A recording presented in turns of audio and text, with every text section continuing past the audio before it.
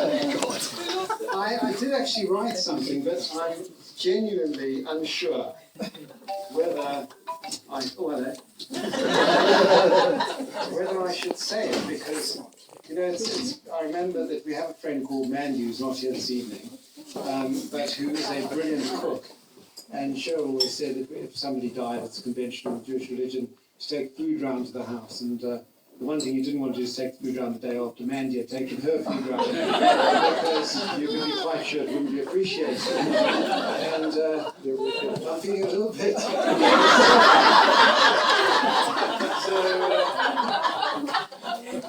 I will go through what I said, but I have to say it's subject to change or irrelevance as I go through. Anyway, amazing things I had no idea. I mean, it's quite extraordinary that what's been happening in this house is up and going. I don't wonder what happens the rest of the time. Anyway, goodness me, this is really, I'll go for it anyway. Anyway, what I wanted to say, and was that for some of you here, going to a party involves things like celebrating the early hours, lots of loud music, alcohol and dancing.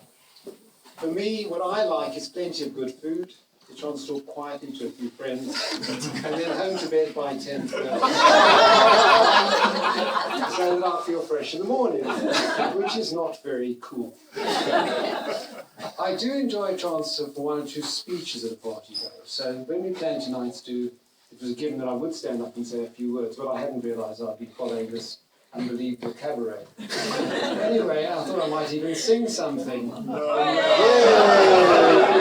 But when I suggested that to Cheryl a few weeks ago, her response, although she's always diplomatic, her face said it all. It was something like, perhaps not.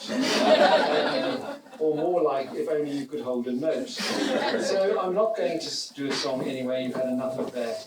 I thought I might tell a few jokes. And as the theme of the weekend is cycling, although I have to say I think that the weekend more as entertainment scene, but anyway, it was going to be cycling. There's 17 of us cycling to Cambridge tomorrow as part of the celebration. I'm really looking forward to that, and thanks all of you who've signed up. And if anybody else wants to come along, you're very welcome to sign up at the last minute. And I thought I would tell some jokes about cycling, but then I'm not a very good joke teller either. So I sort of thought, well, what can I talk about? I suppose what they say is talk about what interests you. And in my case, it's science and the universe we live in. It's sort of my religion. But when that's whether it's watching mammals in Africa, or bird watching, or looking at the stars and the planets, and then thinking that all of this emerged from a little speck the size of a pinhead 13.7 billion years ago, well, that turns me on.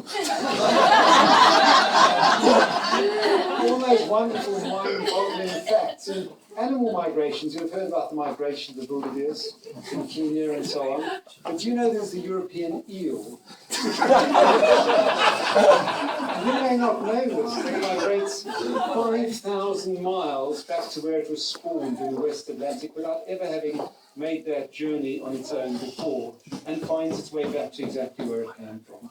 How they do that underwater as well is amazing. Well, they couldn't do it above the water. So that's really amazing. And then we think there's the sheer size of the universe. I mean, it's estimated to be over 500 billion trillion miles across, and accommodates something like 500 billion galaxies, each of which has something like up to 400 billion stars. And with all the planets they're finding around these things, there's got to be life out there. I mean, whether it's going to be something more advanced than we are, or some scruffy little bacteria, we don't know, but it just is amazing. And so that's what I could have talked about, but that's enough. I get the feeling people want to know much more. So I suppose I'm a bit of a geek who likes cycling, which reminds me of the story of the two cycling nerds. They're old friends, and they meet up one day, and one of them has a flash new bike. It's carbon, and it's got all the exotic components on it, and the other nerd says to him, "How did you get the bike?" So he said, "Well, it's strange," he says. "One day I was walking along, and this stunning-looking woman cycled up me on this bike. She put the bike to the one side, she then took off all her clothes and put them down the other side, stood up, stark naked, and said to me, take what you want. So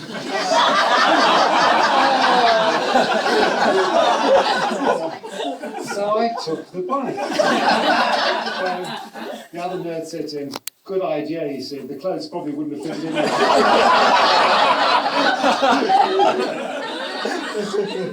Now, the odd thing is, I can understand where these guys are coming from. I'm sure I needn't fear because I'm not going to run off with another woman, but I might elope with a bike. Anyway, back to science. This year I had really good reason to be grateful to science because I was diagnosed with Parkinson's. That good in the sense that I had lots of problems and the diagnosis came through Parkinson's disease. Probably like many of you, I had very little idea what this meant.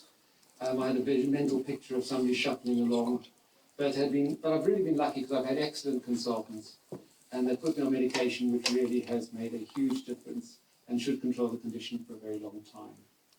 Indeed, beyond that, there's every expectation that a cure will be found, and that'll be in a not too distant future before the medication ceases to work. So as one doctor said to me, he said, if you're going to have a degenerative disease, this is the one to have.